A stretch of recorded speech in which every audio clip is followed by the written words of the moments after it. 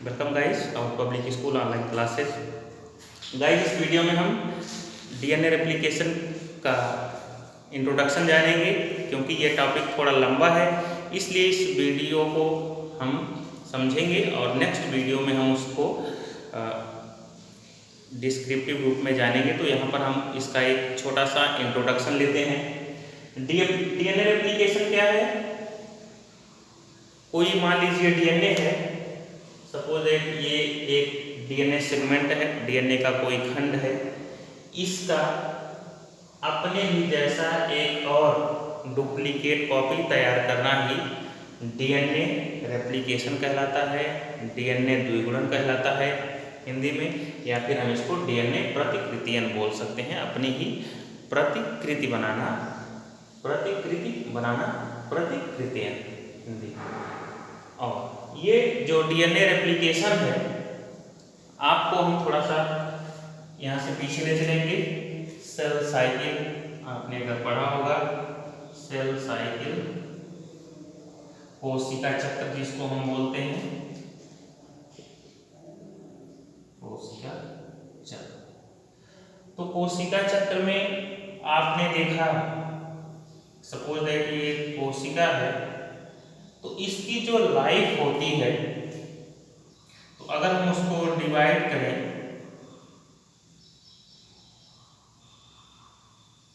तो 4 स्टेज में हम उसको बांट सकते हैं। G1 phase, S phase, G2 phase और M फेज। तो ये 4 स्टेज में हम किसी कोशिका को बांट सकते हैं। अब यहाँ पर इतना जो फेज है, इसको हम प्रिपरेशन फेज बोलते हैं, G1, S, G2 और M।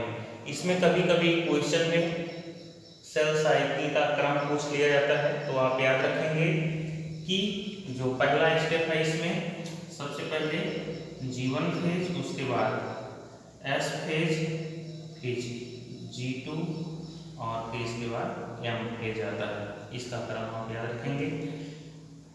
अब यहाँ पर सपोज कोई कोशिका है, अब वो कोशिका कुछ समय तक अपने आप को तैयार करेगी।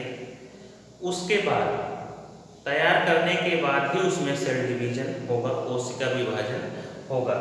तो यहाँ पर ये जो G1 फेज है, इसमें कोशिका अपने आप को तैयार करती है, ग्रोथ करती है। इसके बाद S फेज आती है, सिंथेटिक फेज।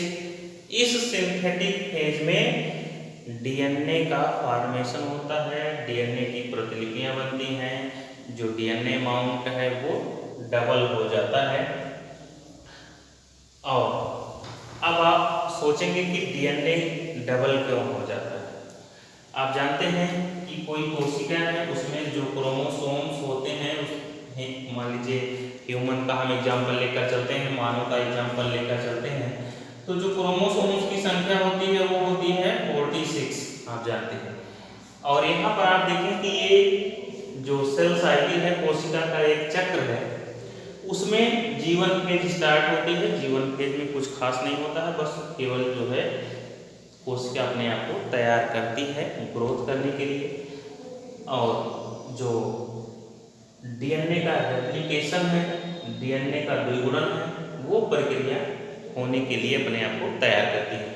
तो यहाँ पर जो ये G1 फेज है, इसमें इस स्टेज में अपने आप को तैयार करती है रेप्लिकेशन करने के लिए। उसके बाद S फेज आती है, S फेज को हम सिंथेटिक फेज बोलते हैं, G1 फेज को हम फर्स्ट गैप फेज बोलते हैं, synthetic phase, second gap phase और माइटोटिक फेज। M का मतलब माइटोटिक फेज। तो यहाँ पर आप देखेंगे कि G1 फेज में जो कोशिका होती है, वो अपने आप को, जो उसका जेनेटिक मटेरियल है, उसको डबल करने के लिए अपने आप को प्रिपेयर करती है। फिर उसके बाद S फेज आता है, सिंथेटिक फेज। सिंथेटिक का मतलब होता है कोई चीज़ तैयार करना या बनाना, निर्माण करना। तो इस S फेज में जो कोशिका है, वो अपने जेनेटिक मटेरियल, अर्थात कि उसमें चाहे वो डीएनए हो या आरएनए हो, तो जनरली जो जेनेटिक मटेरियल होता है वो डीएनए ही पाया जाता है, सिर्फ कुछ प्लांट वायरसेस को छोड़कर। तो यहाँ पर एस फेज में जो कोशिका है वो अपने जो जेनेटिक मटेरियल है उसका जो डीएनए है उसको डबल कर लेगी। इसके बाद एक फिर से गैप फेज आता है, उसके दौरान गैप फेज में क्या होता है, जो कोशिका होती है वो विभाजन की तैयारी करती है। अब यहाँ पर आप सोचेंगे कि अब इसका जो जेनेटिक मटेरियल है डीएनए है वो डबल हो गया। अब डबल होने के कारण अब सपोज दैट यहाँ पर इसका जो डीएनए अमाउंट था वो डबल हो गया, लेकिन जो ऑर्गेनिजम्स होते हैं उनमें डीएनए का जो अमाउंट है, डीएनए की मात्रा है, एक निश्चित सीमा ही होती है। अगर उसमें कोई भी फेरबदल हुआ तो वो म्यूटेशन हो जाएगा और उस ऑर्गेनिज्म में कोई ना कोई डिफेक्ट आ सकता है, कोई कमी आ सकती है या फिर कोई बीमारी पैदा हो सकती है। तो यहाँ पर सपोज दैट कि ये जो डीएनए का अमाउंट है वो डबल हो गया। अब इस कंडीशन में क्या होगा, ये कोशिका फिर विभाजन की तैयारी करेगी और लास्ट में विभाजित होकर अपना जो क्रोमोसोमल मटेरियल है उसको क्या करेगी, आधा कर देगी। अब इस दौरान ये कंडीशन तो होगी सोमैटिक सेल्स में, जो सोमैटिक सेल्स होती हैं, दैहिक कोशिकाएं होती हैं जो रिप्रोडक्शन में पार्टिसिपेट नहीं करती हैं। तो अब इस कंडीशन में क्या होगा, क्योंकि जो डीएनए अमाउंट था वो जस्ट डबल हुआ था, अब इस कोशिका का सपोज दैट की विभाजन करना है, तो इसमें जब डीएनए अमाउंट डबल हो गया, अब ये जब दो पार्ट में बढ़ जाएगी तो जो हमारा डीएनए अमाउंट हो जाएगा वो फिर से क्या हो जाएगा, इक्वल हो जाएगा, पुरानी जैसा 46 क्रोमोसोम के बराबर हो जाएगा। अब यहाँ पर अगर ये कोई जर्मिनल सेल में अगर डिवीजन हो, ये तो सोमैटिक सेल्स हो गई, सोमैटिक सेल्स, और अगर मान लीजिए कि जर्मिनल सेल होता जो रिप्रोडक्शन में पार्टिसिपेट करती है ऐसी कोशिकाएं, तो उस कंडीशन में क्या होता है कि जो कोशिका होती है अपने आप को तैयार करती है, उसमें प्रोटीन की सिंथेसिस होती है और फिर ये गैप फेज में अपने विभाजन की तैयारी करती है, और इसमें जो विभाजन होगा वो मियोटिक डिवीजन होगा, और इसमें क्या होगा, जो क्रोमोसोम की संख्या होगी वो हाफ हो जाएगी, 23 क्रोमोसोम्स हो जाएंगे, 23 क्रोमोसोम्स हो जाएंगे। अब ऐसा क्यों होता है, क्रोमोसोम की संख्या आधी क्यों हो जाती है, ऐसा इसलिए होता है कि सपोज दैट ये कोई स्पर्म सेल है जिसमें क्रोमोसोम की संख्या आधी हुई है, तो अब क्रोमोसोम की संख्या आधी अगर नहीं होगी तो जब फर्टिलाइजेशन होगा तब क्रोमोसोम की संख्या जस्ट डबल हो जाएगी। लेकिन अब यहाँ पर क्योंकि क्रोमोसोम की संख्या आधी हो गई और जब फर्टिलाइजेशन होगा किसी ओवम के साथ तो ये 23, 46 क्रोमोसोम्स हो जाएंगे। तो ये डीएनए के बारे में थोड़ा इंफॉर्मेशन। अब आइए देखते हैं डीएनए रेप्लिकेशन के बारे में। सपोज दैट ये कोई डीएनए का स्ट्रैंड है, आपको बताया गया था फिगर में, जो डीएनए का स्ट्रैंड होता है वो एक तरफ 3 प्राइम एक तरफ 5 प्राइम एंड्स होते हैं। सपोज दैट ये 5 प्राइम एंड है तो इसका जो दूसरा एंड होगा वो 3 प्राइम होगा और इसके बगल वाला जो एंड होगा वो 3 प्राइम, ये 5 प्राइम एंड हो जाएगा। अब यहाँ पर डीएनए रेप्लिकेशन में हमने आपको बताया कि अपनी ही प्रतिलिपि बनाने की प्रक्रिया को डीएनए का रेप्लिकेशन कहते हैं। डीएनए अपनी ही जैसे ये कॉपी बनाती है। अब आप जानते हैं कि ये जो स्ट्रैंड्स हैं, 2 स्ट्रैंड्स होते हैं, आपस में उलझे हुए होते हैं। अगर आप किसी इलेक्ट्रिक वायर को देखें जो आपस में 2 वायर लपेटे रहते हैं, अगर आप उनको बीच से खोलना चाहें तो आसानी से खुलते नहीं हैं। सेम कंडीशन होगी यहाँ पर। तो यहाँ पर ऐसा नहीं होगा कि डीएनए रेप्लिकेशन यहाँ से स्टार्ट हो जाए या फिर यहाँ से हो जाए, होने को तो हो सकता है, लेकिन क्योंकि जो डीएनए सेगमेंट होते हैं उनकी लंबाई बहुत ज़्यादा होती है, तो अगर एक एंड से डीएनए का रेप्लिकेशन शुरू होगा तो दूसरे एंड तक पहुंचते पहुंचते बहुत ज़्यादा समय लग जाएगा। अब यहाँ पर एक एग्जाम्पल के माध्यम से समझते हैं। सपोज दैट आपको यहाँ से यहाँ तक एक दीवार बनानी है, तो अब क्या करेंगे आप? या तो आप जल्दी दीवार तैयार करने के लिए हो सकता है एक एंड से इधर तक ले जाएं या फिर इधर से इधर तक ले जाएं, इसमें समय बहुत ज़्यादा लगेगा। दूसरा ऑप्शन यह हो सकता है कि आप इधर से भी दीवार बनाना शुरू करें और इधर से भी, दोनों तरफ से दीवार बनाना शुरू करें। लेकिन एक और कंडीशन ये हो सकती है कि आपने मैप बना लिया है दीवार का और इस तरह से बीच बीच में आपने पॉइंट्स बना लिए। अब इस पॉइंट्स में आप देख रहे हैं कि आपकी ये दीवार, इस तरह से आपने मार्क लगा लिया कि हमको इसी लाइनिंग में दीवार बनानी है। अब इस लाइनिंग में दीवार बनाने के लिए आप क्या कर सकते हैं? आप यहाँ से यहाँ तक भी मिस्त्री लगाकर दीवार जल्दी से बनाने की प्रक्रिया को संचालित कर सकते हैं। इस तरह से, ऐसे और ऐसे, इसमें समय आपको कम लगेगा और जल्दी भी हो जाएगा। तो सेम कंडीशन यहाँ पर डीएनए में भी ऐसी फॉलो होती है।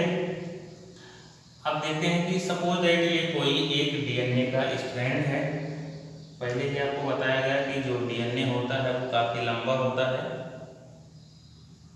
तो ये कंडीशन। अब यहाँ पर क्या होगा कि अगर आप इन दोनों स्ट्रैंड्स को अलग करना चाहें तो ये संभव नहीं है कि आसानी से अलग हो जाए। क्यों? क्योंकि इन दोनों जो स्ट्रैंड्स हैं, पॉलीन्यूक्लियोटाइड्स हैं, इनके बीच में आपस में हाइड्रोजन बॉन्डिंग है। हाइड्रोजन बॉन्ड से ये दोनों पॉलीन्यूक्लियोटाइड श्रृंखलाएं आपस में जुड़ी हुई हैं। लेकिन अब इन दोनों स्ट्रैंड्स को, दोनों पॉलीन्यूक्लियोटाइड्स को अलग करने के लिए एक एंजाइम कार्य करेगा जिसका नाम है हेलिकेज। हेलिकेज एंजाइम, वो एंजाइम क्या करेगा? इन हाइड्रोजन बॉन्ड्स को ब्रेक कर देगा। जब उन हाइड्रोजन बॉन्ड्स को ब्रेक कर देगा तो इस जो डीएनए स्ट्रैंड्स हैं, हो सकता है इनकी जो कंडीशंस हैं कुछ इस तरह से,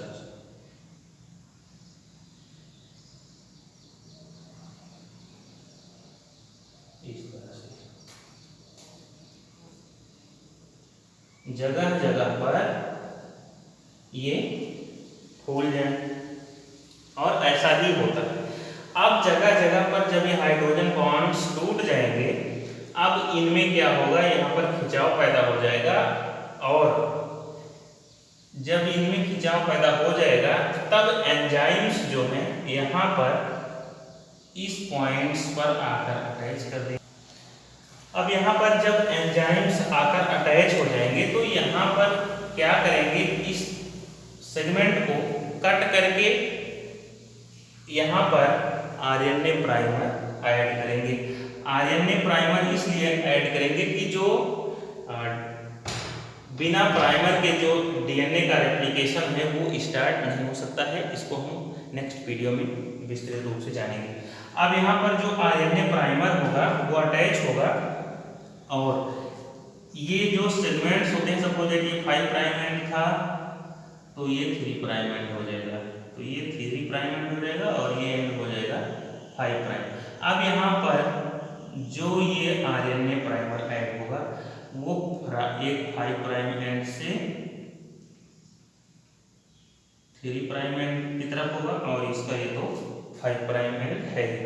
अब यहाँ से स्टार्ट होगी डीएनए के एक नए सेगमेंट का फॉर्मेशन। अब इसी आरएनए से एक और नया सेगमेंट बनता चला जाएगा और ये जो दोनों पॉलीन्यूक्लियोटाइड्स आपस में लपेटे हुए हैं ये धीरे धीरे खुलते चले जाएंगे और साथ ही साथ यहाँ पर इस तरह से एक नया स्ट्रैंड बनता चला जाएगा। तो आप देख रहे हैं यहाँ पर एक स्ट्रैंड तो पुराना वाला ही है, एक नया स्ट्रैंड डीएनए का बन जा रहा है क्योंकि यहाँ पर एक पुराना स्ट्रैंड है और एक नया डीएनए का स्ट्रैंड बनता जा रहा है। इसलिए हम इस कंडीशन को सेमी कंजर्वेटिव मेथड बोलते हैं। सेमी कंजर्वेटिव मेथड यानी कि हम कह सकते हैं कि जो डीएनए का रेप्लिकेशन होता है वो कैसा होता है, सेमी कंजर्वेटिव होता है। ठीक यही कंडीशन जहां जहां पर ये पूरा अनवाइंड हुआ है थ्रेड, वहां से जो डीएनए है उसका रेप्लिकेशन होता जाएगा और इस तरह से जितने भी सेगमेंट्स पाए जाएंगे वहां पर जहां जहां अनबाइंडिंग होगी वहां से डीएनए का रेप्लिकेशन स्टार्ट हो जाएगा और इस तरह से एक पुराने स्ट्रैंड के साथ एक नया डीएनए स्ट्रैंड बन जाएगा और ये जो कॉइलिंग है ये धीरे धीरे अलग हो जाएगी।